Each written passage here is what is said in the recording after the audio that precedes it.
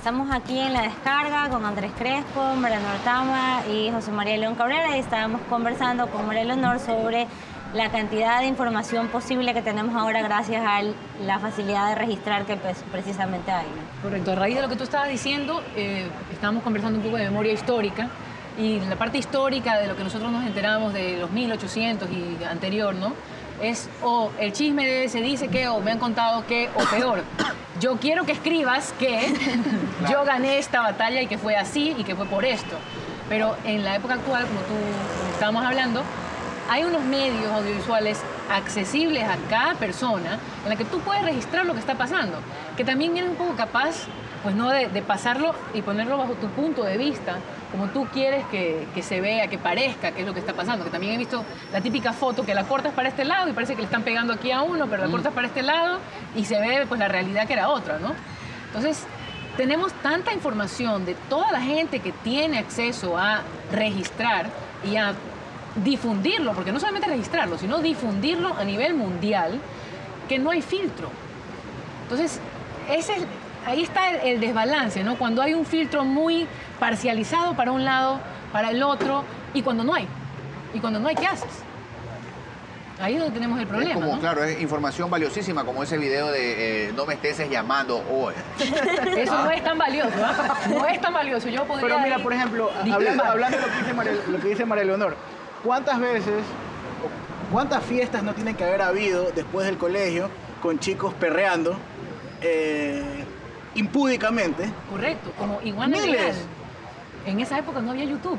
Y yo ahora doy gracias que cuando nosotros éramos jóvenes no había todo este registro que hay ahora, que cualquier joven hace cualquier cosa y ya en lo la web registran para toda tu vida. Y es un escándalo, y es una invasión terrible en la privacidad de la gente. Claro, pero yo no sé si tanto invasión porque, o sea, ellos se graban. O sea, yo conversaba hace días con una psicóloga que trabaja con jóvenes hace años. O sea, los jóvenes hacen estas cosas en diferentes magnitudes desde hace décadas. Pero ahora se graban, ¿ya? O sea, Claro. entonces, ahí está la pregunta. Y claro, uno siempre ve el escándalo, el titular, de que sí, los jóvenes inmorales. Pero ¿por qué se graban? O sea, No, ¿por no, qué y el problema es por Porque qué el se celular tiene graba? una cámara y hay un fetiche pero con ¿quién el quiere verse el ver? video. Exacto. Pero María ahí está. Fernanda, el caso no está ahí en que se grabe. El caso está en que lo saquen de titular en el periódico. Claro, porque Claro, es ¿y en noticia. qué Porque los términos? periodistas son los que tienen que decidir esto es noticia, esto no es noticia, Claro, esto ¿cómo, importa, esto no cómo es importa. una noticia que el presidente escribió feliz con ese porque tiene los dedos gordos? Claro. O sea, ¿cuándo es que el Twitter se convirtió en una fuente periodística? Yo nunca No, vi cuéntame. en una nota sobre lo del Vicente y del Aguirre que alguien se tomara el trabajo de ir a entrevistarlos a ellos. Y eso sería un buen trabajo. O sea, ¿por qué haces esto? ¿Por qué te gusta bailar así? O sea, tu visión de la sexualidad es esta, es bailar así y grabarte. O sea, es una forma de entender la sexualidad a mi manera de ver muy burda. Yo no lo veo moralmente, sí lo veo burdo y vulgar. Pero ¿por qué? O sea, La pregunta que habría que hacer de esos chicos es si sienten el choque. Claro que sienten el choque, se pero, están chocando. o sea, eso sí, la pues, genitalia. o sea, pero ¿por qué? O sea, ya es algo muy de esta época. O sea, ese mostrarse, ese estar ahí, ese... Yo no entiendo, porque también es lo que ven en la televisión, los ideales que tienen. O sea, no es que hay otros. O sea, no hay otros ideales que bailar choque. ¿De dónde? Yo no veo más. O sea, Últimamente tú has estado registrando este tema de Monte Sinaí y el tema de los desalojos, que tiene que ver con una cosa que también ha sido parte de nuestra historia, ¿no? Y de nuestra manera de creer que la ciudad se construye también sin orden y a punta de invasiones, ¿no? O sea, las invasiones son una cosa que están persistentemente en la memoria del guayaquileño y del Ecuador, pero creo que en Guayaquil es más grave. Con nombres tan legendarios como Paco Oñate y Jaime Toral Salamé. Ya son como... Y Carlos Castro. Son nombres importantes y llegas hoy en día hasta Valerio Estacio. O sea, hay todo un proceso. Pero ¿qué está pasando allá realmente? Tú has estado ahí, o sea... ¿A qué se debe el desalojo de Thalía y de las Marías y de toda esa zona? O sea, ¿cuál es la nota? ¿Es una política gubernamental anti-invasión o hay algo más allá detrás de eso?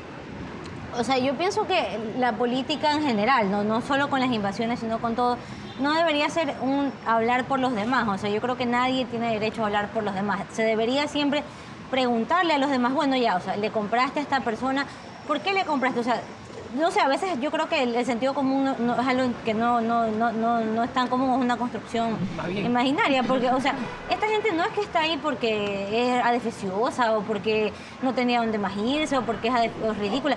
No faltarán las personas que sí han hecho de esto tener un terreno, tener otro, pero también hay las personas que están ahí porque es que no se pueden comprar en otro lado, porque no les alcanza. O sea, las cifras, tú ves las cifras de Guayaquil, gente dedicada al comercio informal, que no está asegurada, que vive muy al día a día. O sea, yo entiendo que una persona desde el poder político no se pueda poner en esa posición porque su vida no es la de la supervivencia. ¿En qué momento hay esa desvinculación entre la cuestión política y la cuestión humana? O sea, yo creo que hay un montón de argumentos y argumentos van y vienen, pero a la larga hay gente a la que lo que estás haciendo es tirarle la casa abajo. Claro. O sea, le estás pasando un payloader por la sala. Por la sala, ¿ya? claro. Y a mí me parece que eso es lo que primero, lo que debería primar, ¿no? El interés porque la gente no sufra, ¿no? Y yo creo que sí, hay un problema comprar una tierra que no debieron, pero... Oye, y a veces, la cosa es que a veces no compran tierra que no deben, sino que simplemente dicen, oye, ve qué bonito. Y a lo mejor digamos que tú te has rajado a trabajar para comprarte un terrenito, para tener de inversión, y de repente el día que llegas a ver tu terrenito te encuentras con 50 casas ahí. Entonces ahí tú qué harías, por ejemplo, si tú fueras el dueño del terrenito, que tú te rajaste para trabajar. Bueno, creo que ese no es el caso acá, ¿no? No. Acá no es un caso de una propiedad Es privada. un caso o que han sea, vendido un terreno que no era la O propiedad. sea, hay una serie de cosas, o sea, la medida cautelar que ponen los abogados sobre algunos predios que hay es porque hay una serie de litigios jurídicos. O sea, en Ecuador existe algo que se llama el derecho de posesión. Como tú eres, que moralmente puede ser algo que alguien pueda cuestionar, debatir, pero o sea, en el Estado de Derecho, en la ley, está que si tú durante algún tiempo has estado trabajando ahí, puedes reclamar cierto derecho sobre eso. O sea, no es que eres el dueño, pero no te pueden votar. Entonces, aquí hay como esa particularidad. Pero es verdad que están desalojando porque a futuro el gobierno quiere construir algo. Existe un proyecto inmobiliario, ya sea gubernamental o privado, atrás de todas estas invasiones, de todos estos desalojos, perdón. O sea, cuando yo empecé a registrar por el tema documental, el tema de Sinaí, me hice esa misma pregunta. Y sí, hay un libro de Desempleadas que habla de un proyecto inmobiliario que hay. Y está bien, o sea, yo no digo que esté mal que el Estado quiera intervenir y quiera, o sea, que la gente esté viviendo de determinada manera. Pero, o sea, lamentablemente hay una cuestión de fondo que yo la he visto, no me la han contado. O sea, hay personas que viven con el bono, o gente que es muy pobre o que es discapacitada y que no le alcanza para comprarse la casa. ¿Y crees que simplemente se los está desalojando de una manera indiscriminada? O sea, yo creo que debería haber habido una consulta, debería haber habido un proceso Un en el censo. que... O sea, sé que hubo un ¿Sabes qué es lo que a censo, mí me parece pero superimportante? no hubo como un proceso para ver, o sea, a esta niña, que yo conozco una niña que tiene 18 años, tiene psoriasis, los abuelitos son discapacitados y viven con el bono. No les alcanza para comprarse la casa, o sea, no les alcanza. ¿Sabes qué es lo que a mí me parece importante de toda esta discusión? Y es que Julio Villanueva nos decía en un taller que nos dio que nosotros estamos constantemente construyendo memoria y olvido, y que la mayor parte del tiempo estamos construyendo más olvidos que memoria. Y yo creo que, por ejemplo, las fotos que publicó Andrés en una de las ediciones pasadas de X City, Andrés Lor, con un texto mío sobre el desalojo, son verdaderamente un registro histórico, o sea, son un elemento fundamental en la manera en que vamos a construir mañana nuestro recuerdo sobre qué fue lo que pasó en Monte Sinaí. Y ahí sí estamos construyendo una mejor memoria que un olvido, ¿no? Entonces, ahí es donde yo veo también que el trabajo de los derechos humanos es súper importante, porque más allá de que a veces las medidas pueden ser o no efectivas, es como tú vas por lo menos dejando claro que en algún momento de la historia pasó algo y hubo gente que tuvo una mirada diferente. O sea, hoy en día es súper normal, por ejemplo, no súper normal, pero hay un par de casos de gente que se ha contrapuesto al poder, a pesar de haber sido un poder pues brutal, cosa que no pasa acá, pero la gente que se opuso al nazismo siendo alemán y que fue perseguida por esto. Entonces, cada vez que nosotros tenemos la oportunidad de intervenir y dejar una marca en la historia, con una voz propia además, que es uno de los principios fundacionales de Jekyll City, que nadie hable por nadie, sino que cada quien diga lo que tenga que decir, ¿no? Entonces, Sí. si hay una construcción de memoria, Siendo imparcial, ¿no? sí, hay una construcción de memoria importante, yo creo, y creo que ese es, más allá de la efectividad de las acciones, es lo que va a quedar para el registro histórico, ¿no?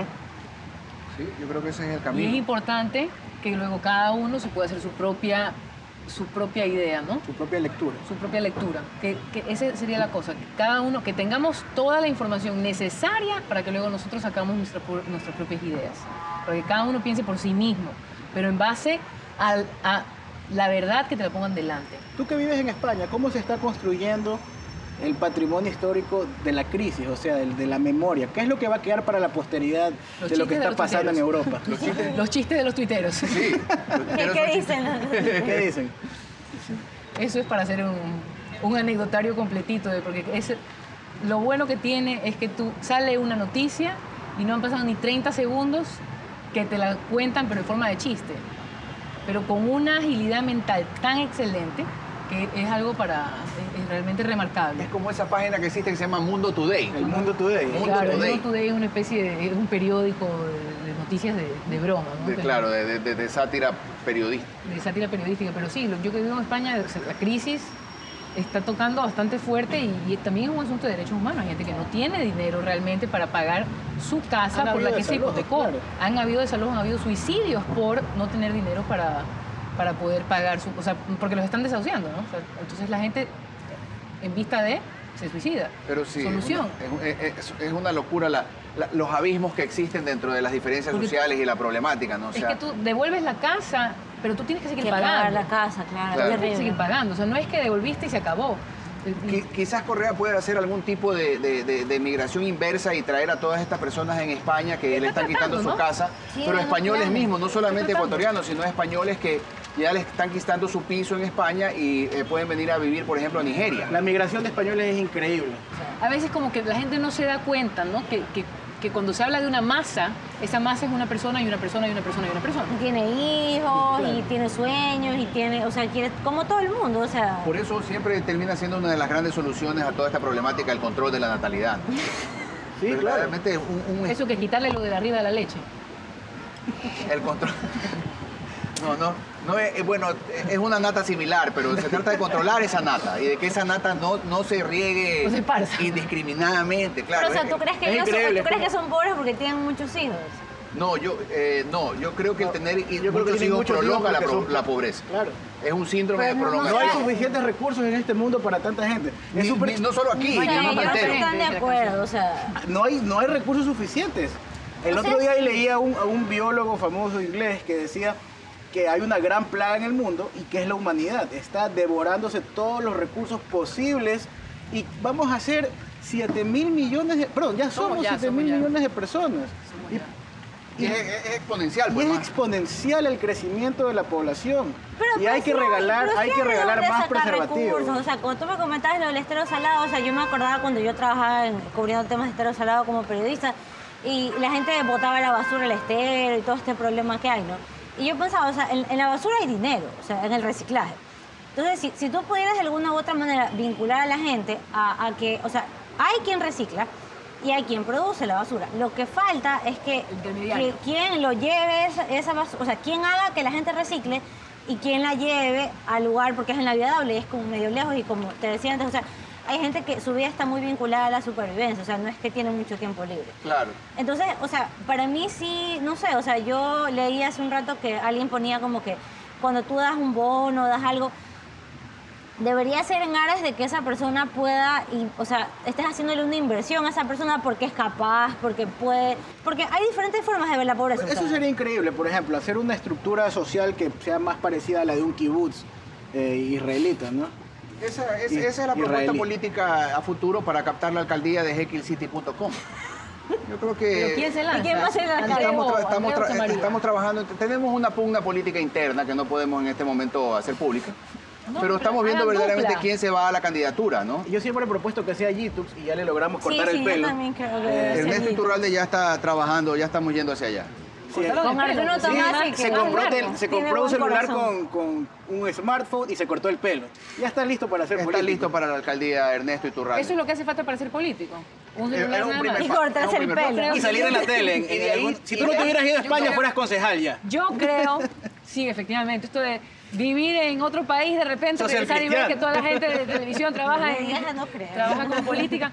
No, pero también es importante que los políticos entiendan que lo que están haciendo es un bien para la sociedad. Están tratando de sacar Los adelante impuestos una de la ciudad. gente, porque no, o sea, apartamos de que esto no es de que yo soy buena gente y de que yo me gané. Claro, Son un los trabajo. impuestos de la gente. O sea, yo pago impuestos porque me los piden que los pague, pero realmente yo también debería tener cómo elegir. Y yo siento que eso, o sea, no se ve, For sure. siento que no lo veo. O sea, Yo voto porque cerremos ya este diálogo declamando a dúo la última frase de Abdalá Bucaram en su campaña del 96.